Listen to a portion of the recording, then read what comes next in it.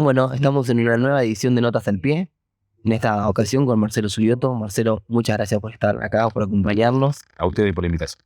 Contamos como siempre con el apoyo del Fondo de Fomento de Artes Escénicas, con las Cuatro Plumas Club de Arte. Y me gustaría, si te parece, Marcelo, empezar, bueno, vamos a ver por el inicio, ¿no? Por el comienzo de cuándo se despierta esta pasión por la actuación, cómo fueron tus estudios y demás. ¿Cuál es un poco ese panorama? Eh, bueno, tuve así de adolescente una inclinación hacia lo artístico, básicamente hacia la música. De, Así que hice mi secundario en una escuela industrial, así que lo pasé bastante mal, porque no tenía mucha relación con lo que a mí me interesaba, pero bueno, hacía lo que se podía. Y de chico, así como de 14, 15 años, mi proyecto era hacer imagen. Se me compraba la guitarra, la armónica, todo. Hacía canciones, todo para olvidar, ¿no? Pero eh, así que la primera relación que tuve con algo artístico siempre vino de la mano de la música. Y como a los 20 años más o menos, tuve la oportunidad de ir a un club al que acá se me crié, en ese momento la colectividad Yugoslava, y llegó un taller de teatro. Primero uno, lo hice, me gustó, después la Asociación Argentina de Actores hacía eh, un proyecto que era hacer como teatro en los clubes de barrio, y vino a ese taller de Martín Salazar, que es uno de los integrantes de los Macocos, bueno, hoy también, ¿no? Ya en ese momento, estoy hablando 87, 88, por ahí, y hice ese taller, hicimos la muestra, y cuando hice la muestra tuve una especie de revelación, esto es gracias. Y así empezó eso. De ahí después me fui a estudiar a la Escuela Municipal de Arte Dramático y bueno, y, y demás. Rogelio, perdón, ¿le podemos traer la botellita de agua a Marcelo? Si le podemos traer el vasito de agua. Ah, entonces no le tenemos. Tranquilo, pasa. Está bien, de una. Y vos tenés tu descendencia yugoslava también, porque mencionaste. Yo tengo una así, por parte de mis abuelos maternos eran croatas. eh, Después mi papá falleció cuando era muy chico, era hijo único, mis abuelos fallecieron antes que yo naciera, así que no tengo mucha relación con esa familia, porque no la hay. Siempre tuve la creencia de que mi abuelo, mi apellido es de ascendencia italiana, eh, era de Trieste. Pero en una época, cuando empezó a aparecer todo de las redes, y más que de las redes de YouTube y todo eso, un día subió, éramos mi hermana y yo, ¿no? Así que no hay otro subió. Entonces dije, bueno, ¿cómo puedo averiguar? Empecé a meterme subió en YouTube y encontré en Estados Unidos un pibe que tenía 20 años que tocaba la guitarra y hacía su canción. ¿Qué pasa? Que es lógico como yo, era pibe. Puse otro, apareció otro en Francia. Y puse otro más, bueno, apareciendo lo que puse, y aparece uno que se llama Bruno Subioto, un músico al under del rock de Eslovenia, con unas bandas increíbles, con videos. Y ese tenía mi edad, un poquito más grande, un año más. Y me llamó la atención y me pareció gracioso y hablé con un amigo, director, Mariano Pensotti, que siempre hace obras cuya temática es ir a los países, cómo eran los países del este, comunistas, los otros, bueno, una cosa muy graciosa con eso, y que tenemos que hacer una obra con esto. Y bueno, no di más bolilla. Y tiempo después volví a entrar y dije, vamos a ver en qué anda Bruno Subioto. Y decía, In Memoria de Bruno Subioto. Se murió, dijo, la puta. Y entonces un sobrino mío me dijo, para, vamos a meter un árbol genealógico. Bueno, te lo hago corta. En realidad, Bruno había armado un árbol genealógico. Está en internet, lo puedes ver. Y empezó a investigar porque tenía le pasaba lo mismo que a mí. Dice, bueno, Subioto, Bruno Arbata. Se subió, ¿de dónde corno viene esto? Y entonces viene su abuelo, que se llamaba Giuseppe, y su hermano, Giovanni, que es Juan Subieto, murió en Buenos Aires, que es mi abuelo. Así que yo a los 50 años me di cuenta que los Subietos también eran croatas. Así que tengo una ascendencia así. De pibe me crié el ciclo de la colectividad yugoslava hasta que todo estalló, ¿no? Estalló en el club, todo. Quería decir, antes de pasar al primer trabajo, em, ¿Cómo van apareciendo esos primeros trabajos actorales? Por lo que entiendo, aparece primero el teatro en tu vida. Sí. ¿Cómo, Sí. cómo es ese aparecer? Pero bueno, de esos primeros, yo me vinculé mucho con el mundo del clown al principio. Ese taller de clown con Cristina Martí, que era del Club del Clown, los 80, principios de los 90, grupo muy potente en esa época, que manejaba muy bien esa técnica. Así que las primeras cosas fueron un poco callejeras. Después entré a la Escuela Municipal de Arte Dramático y ahí tuve dos compañeros, Diego Recalde y Poli Castro, con ellos armamos un grupo. Y mientras cursábamos, hacíamos obras y las inventábamos, unas canciones colectivas, y las empezábamos a hacer en el Burulú, viernes a las 2 de la mañana, que venía mi mamá y la tía de alguien. Y empecé a hacer, digamos, trabajo así. Siempre fue paralelamente, mientras estudiaba, siempre estaba haciendo obras. Hay como hay un paralelo para mí ahí en el momento de tener que subirte a un escenario donde se completa la formación pedagógica, ¿viste? Aparte que era un under de qué año? 80 y... No, fines de los 80, principios de los 90. ¿Y cómo era todo ese panorama teatral de Viernes 2 AM y etcétera? Digo, porque imagino también te relacionabas con otros artistas que estaban en esa órbita. ¿Cómo era ese cal? Bueno, había algo... O sea, como 30 años de eso, y en principio lo que te puedo decir que era otro mundo, ¿viste? Y que la proyección de un actor en ese momento que estudiaba teatro era cortísima. Era cortísima en el sentido de decir, ¿de qué carajo voy a trabajar, no? Entonces, y tampoco te hacía mucho problema. En realidad era una decisión de me gustaba hacer eso y punto. Pero era difícil pensar como hoy, que es diferente, que hay un terreno en el teatro, en el audiovisual, bueno, incluso posibilidades exteriores, de que trabajes en una obra y viajes a festivales. Eso era imposible. Entonces, la actividad se la hacía porque sí, no tenía más fundamento que el deseo de hacer eso. Así que en ese momento, digamos que hacer teatro era... Bartiz a principios de los 90 hizo el Hamlet, que lo llamó la guerra de los teatros. Y el universo del teatro, un poco de los grupos, era ese. Cada uno tenía su estética, discutía con otro teatro, o su ética, y se hacían las obras, a veces obras para oponerse a cómo otros hacían obras. Y ese era el mundo donde yo me formé como actor, con la única necesidad de trabajar como actor, porque era deseo, ¿no? Después verías cómo te ibas a arreglar. Entonces, eso en esa época para mí es un punto muy importante en cuanto a la diferencia con la actualidad, ¿no? Ya desde hace unos años. Estabas en el margen.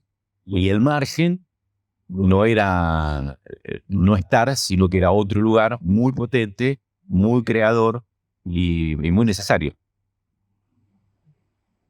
Por eso nos gustaría pasar ya hacia alguna de tus películas, ¿no? Nos gustaría detenernos, hacer un hincapié en La Luz Incidente, contarnos cómo fue ese trabajo con Ariel Rotter, con Erika Rivas, y también la construcción de tu personaje, de Ernesto, tu caballero tan misterioso, tan productor.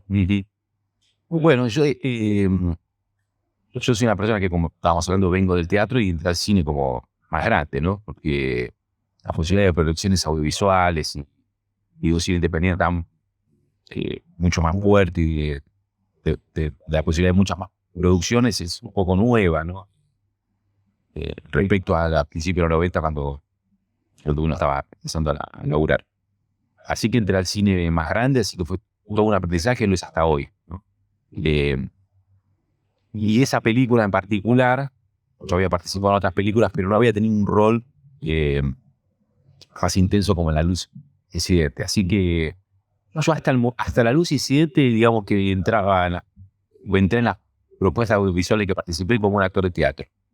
Y en La Luz Incidente empecé a entender que me pasaron dos cosas en esa época. Paralelamente, participé en la serie Los Siete Locos que dirigía Cleaner. Y entonces tuve como un entrenamiento de 3 meses de estar filmando todos los días, que me había pasado por primera vez, y empecé a entender lo que es una cámara, lo que es, bueno, no sé si lo entendí, pero empecé a darme cuenta que el laburo iba a ser otro.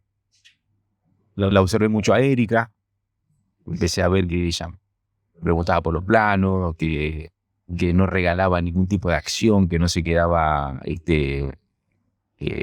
inquieta en un momento, que si se iba caminando de golpe tocaba algo, seguía. Entonces ese plano que estaba haciendo, si viene una persona que se iba caminando de espaldas, se cerraba con alguna acción que algo te decía y te dejaba un signo. Yo empecé a ver que ver un mundo era mucho más rico. Y eso por un lado. Por el otro lado, lo que me propuse hacer con ese personaje en particular fue entenderlo, como siempre lo trato de hacer eso con los personajes, no es nada nuevo, que eso hace todo el mundo. Es entenderlos, obviamente no juzgarlos, y entenderlos hasta defenderlos, incluso si sos asesino, digamos. Y yo entendí que ese personaje no era un personaje un poco oscuro, ¿no? Es un poco oscuro. Pero no tenía conciencia de eso. Era un tipo que todo lo que hacía lo creía como un acto de nobleza, ¿no? Hacia el otro. Como una ceguera absoluta hacia el otro, ceguera que de alguna manera termina anulando al otro, ¿no? Y tenía un lugar de poder también, por su autonomía, por varias cosas. Pero lo empecé a pensar desde ese lugar y lo jugué de ahí. Y desde la dirección te marcaron alguna línea, porque él empieza medio a la vez del hijo y se esconde en unos arbustos, como que empieza con una cosa media de juego, Sí. y todo el tiempo tiene una cosa media de juego. Tenés una cosa que haces en la escena donde se ve en el ascensor, que como que le guiña el ojo, no reconoce, le guiña el ojo y se va. Sí. Esas cositas, ¿cómo las hacían laburar? Muy bueno, trabajamos con Ariel. Como la película tiene resonancia, se te lo ha contado el director, con su propia vida. Él quiso, en principio, ese personaje dejarlo en un lugar que fuera un galán y punto. Que no tuviese color. Hubo la insistencia de María Laura Berchi, hacía el casting de que yo fuera a hacer ese casting. Y decía, no, pero yo te buscaste un galán, que si yo...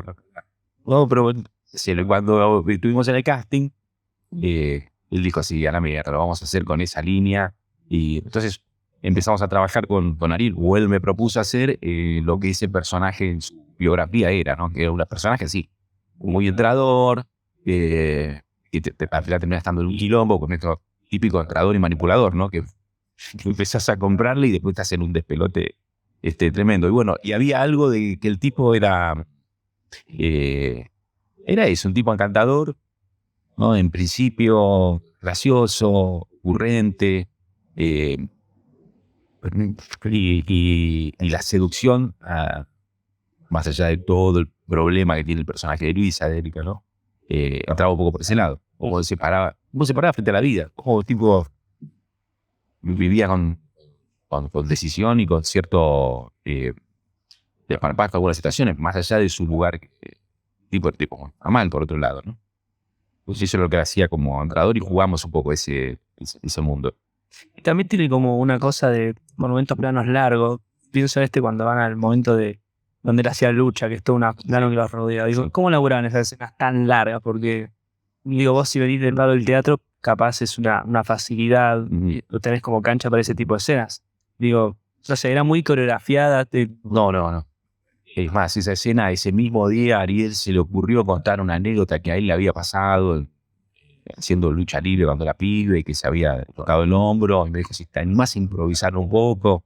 Y sabíamos que íbamos a trabajar con un traveling así circular, y eso sabíamos. Nada, yo lo único que hice fue estar al tanto de eso con la cámara, bueno, Eric y yo, los dos, e improvisar esa anécdota que sumaba a este mundo encantador este tipo, ¿no? No se sabe muy bien si era verdad o no, pero no fue coreografiada para nada, al contrario, fue una escena bastante improvisada. Hay varias en la peli en ese... Marcelo, nos gustaría que nos cuentes cómo fue tu trabajo en sí, cómo fue, acá si no específicamente la construcción del personaje, tu día a día, digamos, todo lo previo, lo que lleva de ese personaje tan particular. Sí, esa fue una experiencia hermosa. Son los regalitos, viste, a luces, extensivos, también son regalos que me ha hecho el audiovisual. Sí, Y eso me convocó Fernando Suber, él tenía un corto ya hecho por un actor ciego realmente, y, y quería pasar a otra instancia. Y en el largo había que atravesar otro, porque el personaje es ciego, pero en realidad esa ceguera es producto de una tragedia que él tiene, que vive, que sí, ahí están. Se sabe medio al final por Sí, si la quiere ver. totalmente. Pero hay una psiqui complicada del tipo, ¿no? Así que bueno, quería desarrollar todo eso y había pensado en convocarme para eso. Estaba con todo el mundo estaba con dudas de que hiciera decir. Y Fernando estaba con dudas. Y a mí me encantaba la idea. Pero él estaba con dudas, pues, ¿cómo lo vamos a hacer? Así que nos fuimos a... Él tenía esa plan, había trabajado en un instituto de no es rehabilitación, pero para las personas, yo con la peli aprendí que hay muchas personas se quedan ciega como a los 20 años, se dan la mayoría, no es que nacieron ciegos. Entonces hay un lugar que está acá en zona norte, se llama Piñones, entonces se llama, no le ponen el nombre, que lo que hacen, bueno, es reeducar a la persona que pierde la vista, porque el mundo empieza a relacionar de otra manera. Entonces me fui a entrenar con una persona que hacía eso. Fuimos ahí, fui a talleres, fuimos a casas, parejas de ciegos que vivían ahí y nos contaron. Y me fui entrenando con esta mujer y observándolo mucho, observando una cosa también de composición, como qué era lo que pasaba con los ojos. Y la mujer que me entrenó me dijo, no creo que pueda ser de ciego, no. Era como un poco todo así. Lo bueno a mí no es que me daba seguridad, todo lo contrario. Me digo, bueno, buenísimo, si no sale, lo sale. Pero bueno, le fuimos encontrando la vuelta y trabajamos como un mes yendo con esta gente a entrenarnos, que me enseñé a sentarme, a comer, a relacionarme, a explicar una idea de cómo, por ejemplo, la básica, ¿no? Pero cómo un ciego se relaciona con el mundo, no con una capacidad de síntesis como nosotros, ¿no? Que yo ahora, por ejemplo, estoy mirando, sé que la cámara está ahí, aunque no la veo, sino que lo que hace el ciego es estar todo el tiempo analizando los sonidos y entendiendo el afuera. Entonces ya eso, o te abrí los brazos y sabés que este diámetro es alrededor y luego vos llegás. Pasó ese diámetro, no tenés idea más. Bueno, entonces me fue ayudando a construir la cabeza de este tipo que, bueno, ya de los 18 años vivía con esta condición, ¿no? Porque aparte la película empieza, no lo muestra a él, empieza mostrando, entonces vos decís, bueno, capaz no van a recurrir a mostrarlo de cerca. Y nada, después te hace unos planos que se te, digo, los ojos y todo, entonces tenías que sostener. Sí. Qué labor increíble. Y yo, Tengo más preguntas. Pero quería decirlo porque la verdad que es muy llamativo. qué bueno. Un personaje muy... Y fue un trabajo hermosísimo de hacer, hermosísimo y bueno, nada. También esos laburos del cine independiente, donde en 3 semanas hubo que meter todo eso y bueno, tiene una cosa maravillosa de lo colectivo del cine que bueno, que en esos proyectos se puede hacer. Sí, creo que se complementa bien con Luis Ambrosky las energías de ustedes dos, pero también porque la película tiene como algo medio que subyace la trama principal, hay algo detrás. Luego como espectadores, ¿qué es lo que está sucediendo atrás? Nunca se termina de aclarar del todo qué pasa y termina con un plano tirándose a la pileta como si fuese un acto también simbólico. Eso ese doble narración también, la ibas hablando con el director de qué se contaba detrás. Sí, O esas relaciones con Luis, digo, que no están del todo claras, pero que capaz ustedes sí sabían bien. hay algo que no se está contando todo el tiempo de la película y es de dónde, cuál fue el momento que a este hombre le generó un trauma, que es con el que se lo ve, ¿no? Viste que incluso se nombran, no está tomando la medicación o ¿viste? Y me parece que este personaje vuelve a un lugar que no volvió desde que tuvo ese problema. Entonces él viene con la casa de su mamá, que falleció, con su hermano, que no lo ve. Viste que cuando el personaje de Benicio se encuentra con los chicos de la zona, dice, tu hijo se encuentra en alguna. ¿No? Hay como un mundo que el pibe no conoce, y por lo tanto el espectador no conoce, que siempre está ahí, sí, manteniéndose por debajo hasta que en el final le cuenten el vive descubra qué es lo que le pasó a su padre, ¿no? Pero sí, ella estaba como muy presente. Y también esta cosa de que, bueno, se le puede soltar la cuerda en cualquier momento. La que entendés después eso, porque en un momento agarra un revólver, empieza y entendés esa justificación después. Sí, sí. Y al principio parece que va a pasar algo y no, Sí. parecía Sí, después sí. no termina pasando. Sí, sí, sí, sí, sí. Marcelo, nos gustaría seguir con Animal, que nos cuentes también cómo fue esta dirección de Armando Bo, trabajar con Guillermo Francella, es la película que también nos gustaría que nos cuentes cómo fue ese trabajo. Bueno, Animal, contrariamente a las dos películas anteriores, tiene una producción mucho más de cine industrial, si se quiere, no sé cómo llamarlo, pero mucho más grande, ¿no?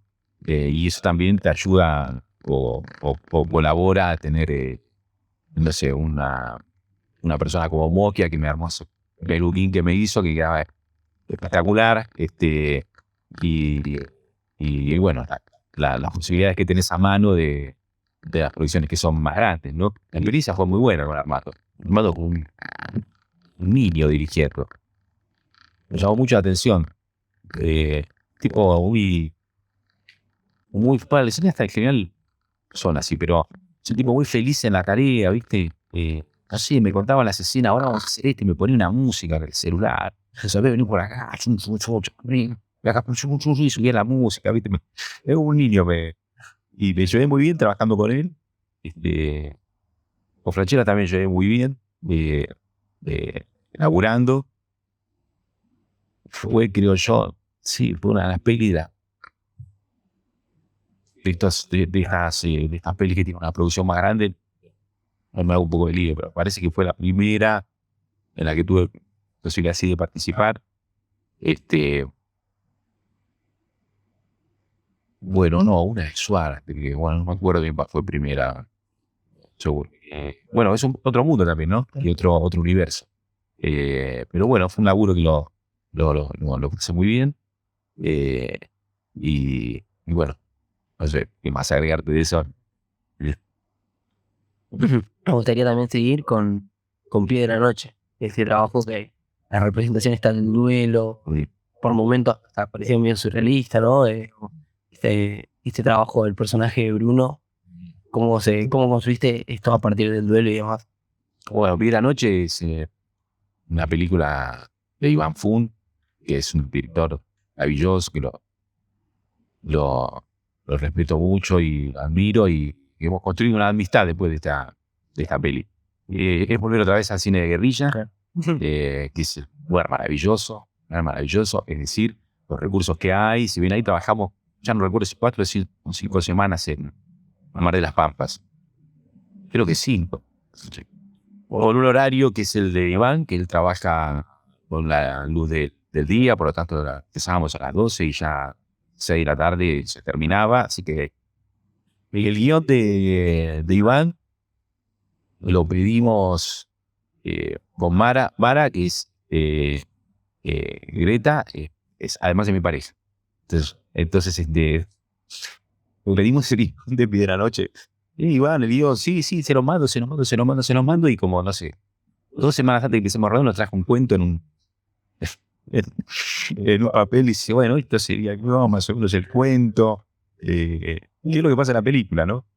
Y su forma de filmar, por lo tanto, tiene que ver mucho con lo que va construyendo. Ese día que se filma, a la noche, después se queda despierto, edita, va viendo cómo va la historia por ese lado, va cambiando, entonces vos tenés que estar flexible, muy flexible.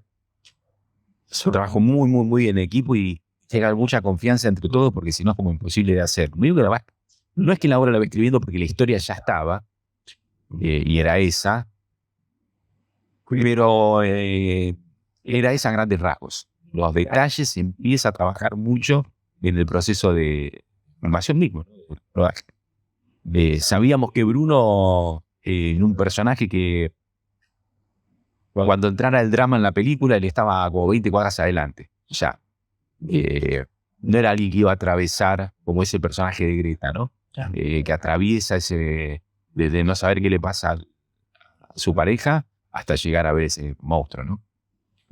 Sabíamos que, y eso era medio difícil, sabíamos que Bruno estaba en una ya. Cuando empezaba la película, es decir, viste que la película empieza con una cosa de familia, pero después Vivi desaparece y empieza la peli, no el drama.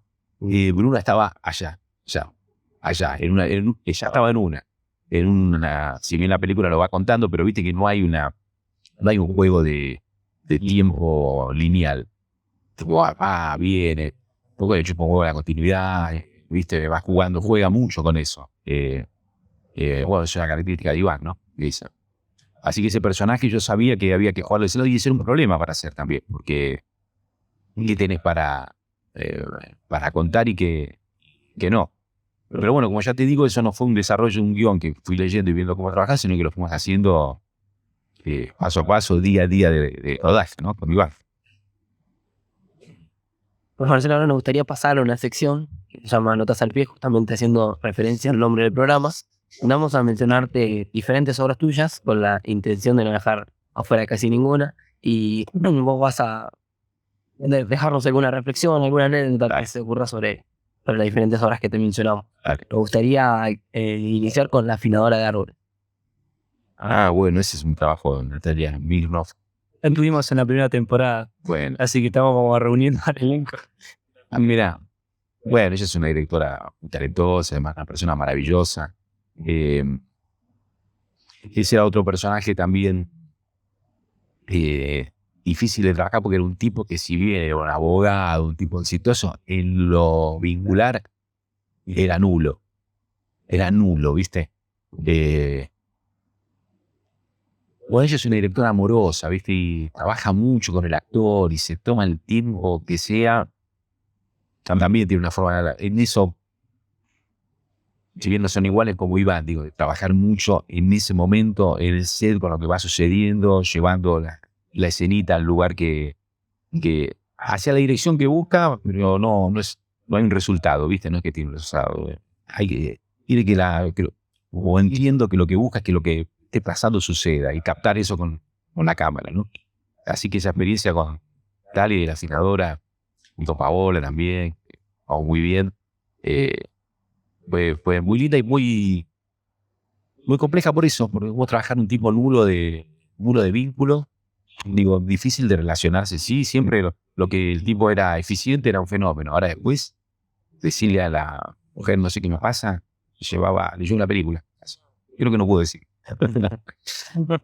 Me gustaría nombrarte Familia Sumergida, que si bien tu personaje arranca al principio, tenemos toda la cuestión de Mercedes Morán de por medio, y después vuelve, cuando vuelve y es una película tan extraña por momentos, y quería contarte cómo se elaboró esa extrañeza, sobre todo la escena en la que vos te pones a cantar Sí. los problemas que tenés en tu casa.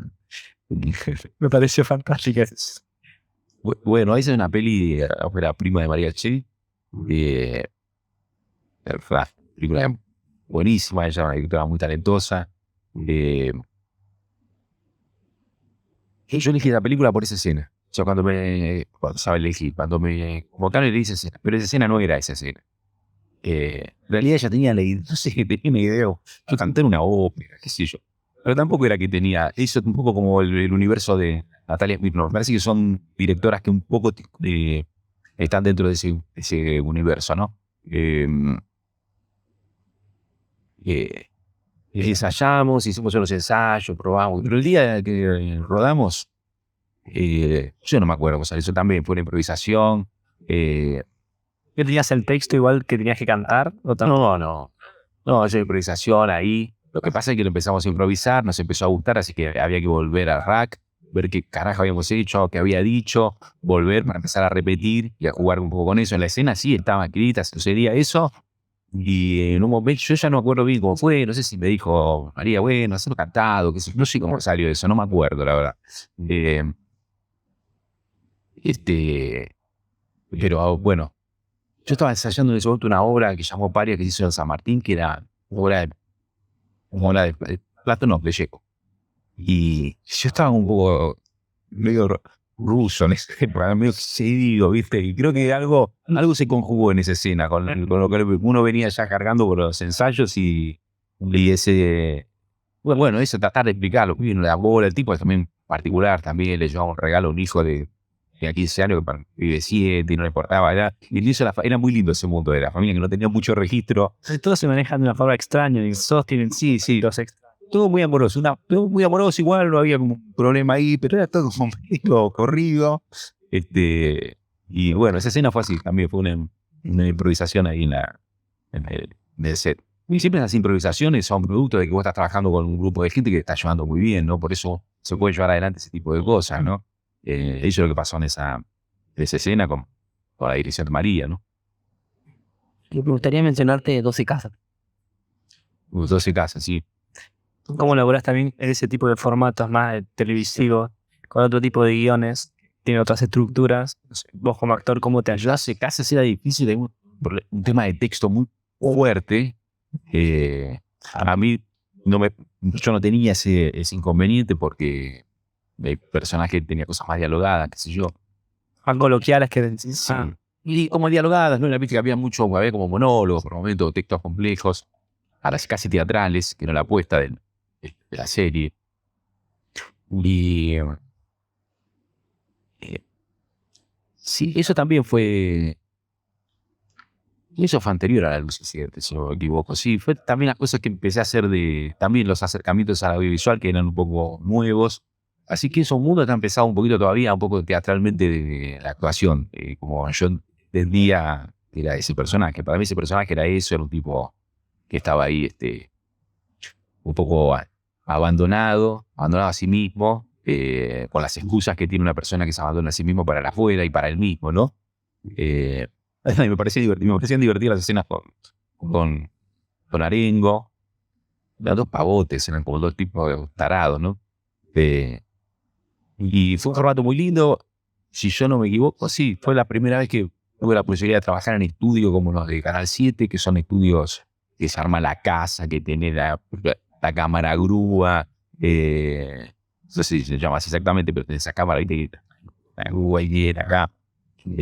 Así que lo disfruté mucho, ese trabajo, sí. Sí. A mí me pasaba que como que tu personaje era un poco más cercano, coloquial y accesible, y nosotros terminaban estando en un tono por momentos medio impostado, ¿no? Al menos, pero me parece que en el texto que está construido de una manera. En ese sentido, vos, primero preguntarte el trabajo, cómo agarrás y desmenuzás eso para que sea verosímil, y después si tenés algún método en general cuando te llega un texto y lo agarrás y lo trabajás. Mi línea en cierto sentido era más fácil, ¿viste? Porque, insisto, yo no tenía que meterme con un monólogo o con un texto como vos decís. Los textos de 12 casas tienen una importancia teatral. De hecho, Santiago Loza, que me hizo el 12 casas, es una persona que más bien, si bien es un cineasta, es una persona del teatro y ha trabajado muchos monólogos. Hay algo con la palabra que a él lo atrae mucho, y me parece que la apuesta ahí era esa. Y era difícil eso, ¿no? Pero bueno, era una apuesta buena hacer para la televisión, ¿no? Que justamente no va por ese lado.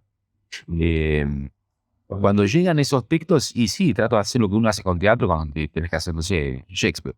Y eso como, carajo, ahora digo esto, como entiendo este mundo que está tan lejano a mí. Desmenuzar, tratar de comprender qué hay debajo del texto que vos vas diciendo, decir cuáles son los subtextos de eso, cuáles son las analogías que me permiten a mí entender lo que le está pasando a ese personaje cuando esos personajes están muy lejanos a mi vida personal, ¿no? Bueno, siempre ese tipo de laburo para abordar ese material y tratar de que cuando lo tenga que hacer haya un verosímil en eso, ¿viste? Lo menos que se intente hacer algo absolutamente artificial porque esa es la propuesta, pero si no, para mí fundamental es comprenderlo, saber qué le está pensando esta persona que yo estoy haciendo, que en ese momento voy a hacer yo. Primero le agarrás la parte psicológica y conceptual del personaje, y después laburás también morfológicamente, tipo tono de este diálogo, lo digo con esta música. También laburás de esa manera una vez que hiciste el trabajo conceptual del personaje. Yo no trabajo de una manera, ¿viste? Primero, me vinculo mucho con el director. Saber qué va a querer, qué quiere, cuál es el mundo, porque es la manera de entender el todo de esa partecita que yo voy a hacer, ¿viste? Y sobre todo en cine, ¿no? En cine, ¿viste? Un actor y yo diría que un 25%. No es mucho más, ¿viste? Es una partecita, una piecita que vos tenés que construir y que después vas a filmar un plano, otro plano, otro plano, otro plano, otro plano. después se va a ir a editar y eso, bueno, no manejas el ritmo, lo manejas, pero digo, después el editor que termina armando ese objeto que se llama película, ¿no?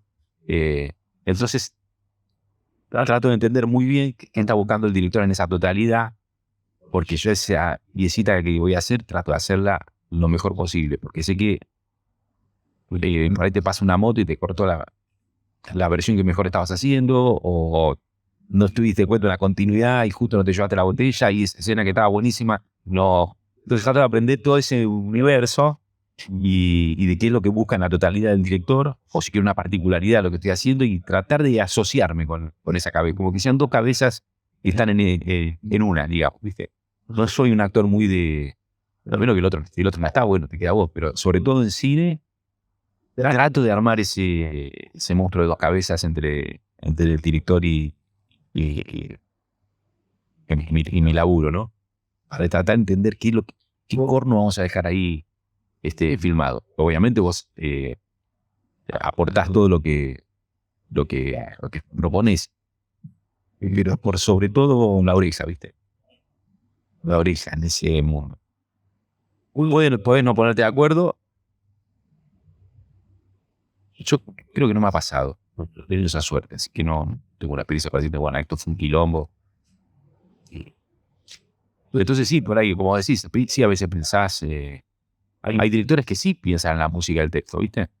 Y bueno, voy tratando de entender qué es lo que trabaja. A veces cuando doblas también. El doblaje es un curso maravilloso, ¿viste? Para hacer.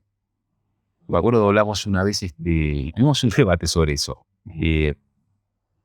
Cuando estaba doblando la deuda, la película La Deuda, y yo entendía que había un texto que estaba mejor que termine hacia arriba, que sin entender más si la musicalidad de ese texto es un poquito hacia arriba. Doblándolo, ¿no?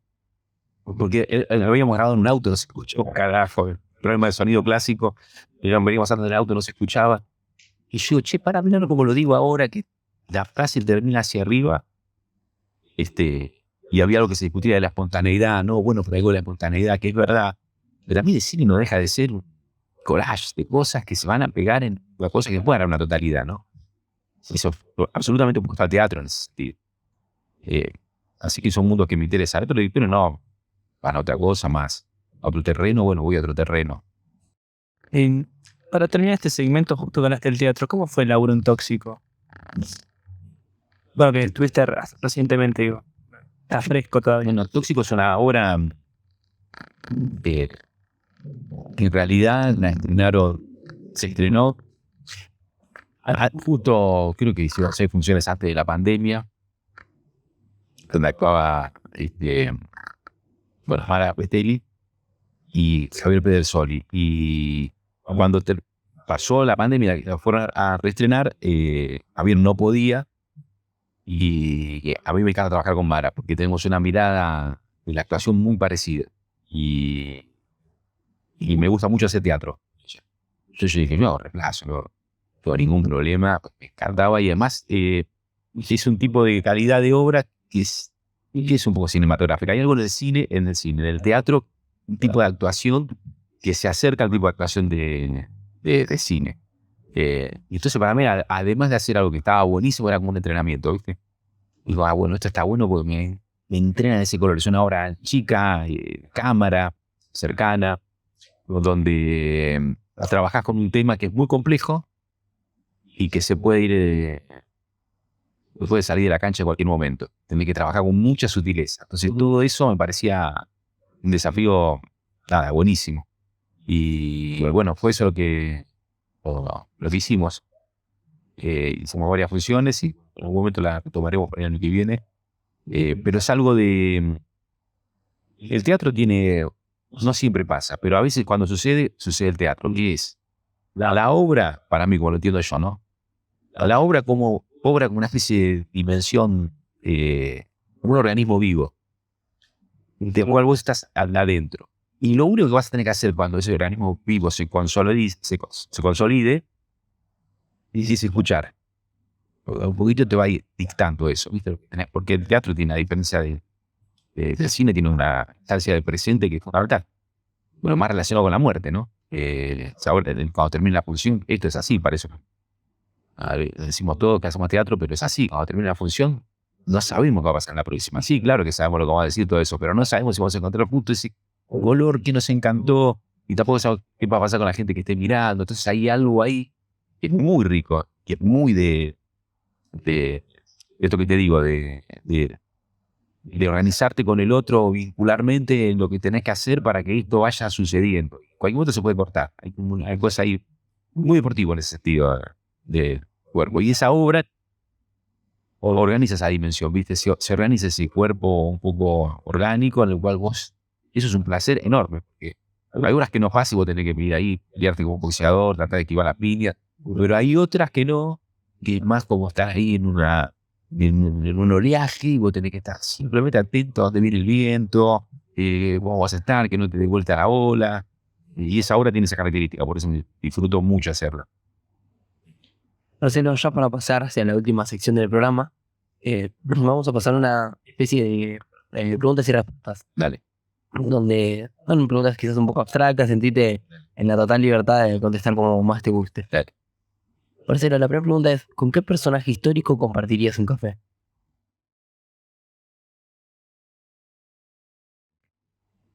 Con Sócrates. Qué bueno. ¿Y por qué te da curiosidad ahí? Me parece un personaje... Primero, un personaje que no escribió nada, por lo tanto no conocemos más de él de lo que otros escribieron. Y tenía esa característica Sócrates de que lo llamaban el tábano porque te mataba con preguntas para sacarte... para entrar en diálogo y en discusión con él. Me parece muy interesante ese ejercicio. Sería un café muy interesante. Un café, Con un montón, pero ahora se me ocurre es como... un café antes de que se suicide. Sí, sí. Diría que no es un suicidio, pero dejamos otro problema. Claro. Justo usé esa palabra, podríamos llamarlo de otra manera. ¿Qué director elegirías para dirigir la película de tu vida?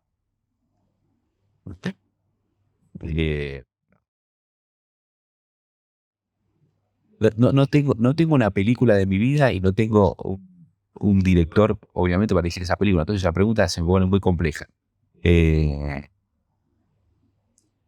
Pero lo haría con Iván, podría ser una película sin... No necesita que sea... Más que una película de mi vida, la que saltemos...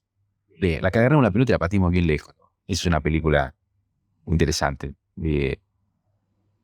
O un proyecto interesante. Y eso que vos agarrás y decís, vamos con todo, con esto. Sí, con Iván podría ser, no va full. Vos. ¿Qué banda o cantante te gustaría que musicalice esta película? La supuesta película.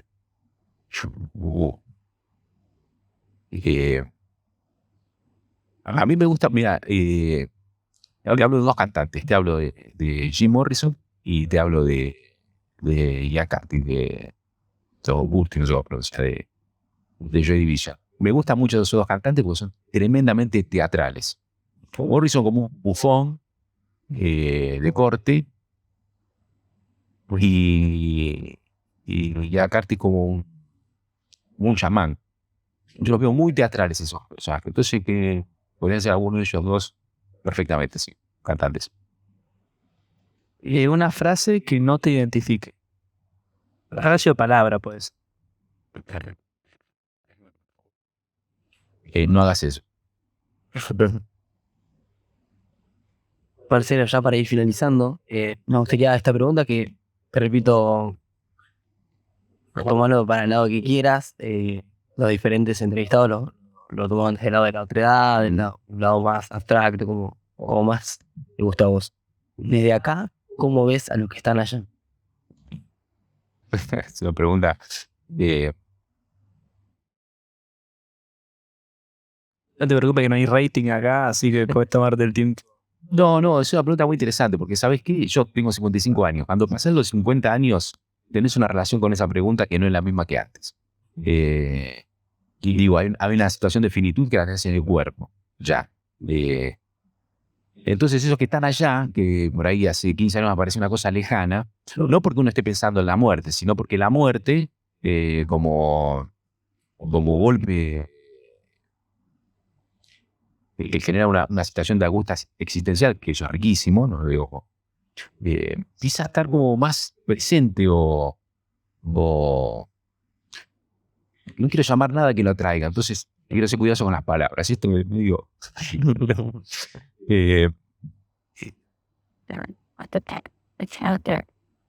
Y otra cosa que te pasa también, y me parece que tiene el color de allá, que yo empiezo a entender lo que es el pasado, ¿viste? Desde los 50 para atrás, el pasado es algo que pasó hace un tiempo atrás. De los 50 en adelante, el pasado es algo que murió. Vos me preguntabas, por ejemplo, antes, cuando empezaron a hacer teatro, ese mundo murió. Ese mundo no está más. Eso empieza a suceder cuando pasa un tiempo en tu vida. No es algo que pasó hace unos años, es algo que no está más. Y los que están allá, si estoy entendiendo la pregunta, bueno, me gusta con la que quiera, ¿no? La interpreto en ese camino, o me pega por ahí. Si bien es algo que está relacionado con esa muerte, por otro lado cobra una dimensión absolutamente fundacional hoy. Hace rato, antes que empecemos a hacer esto, ustedes me contaron una anécdota de que Cartoon vino acá a pasear por el barrio, ¿no? Bueno, esa es la relación con lo de allá. Entiendo. Bueno, Marcelo subió otro. Muchas gracias. A ustedes No, chicos. que la hayas pasado bien. Muy bien. Le damos un aplauso.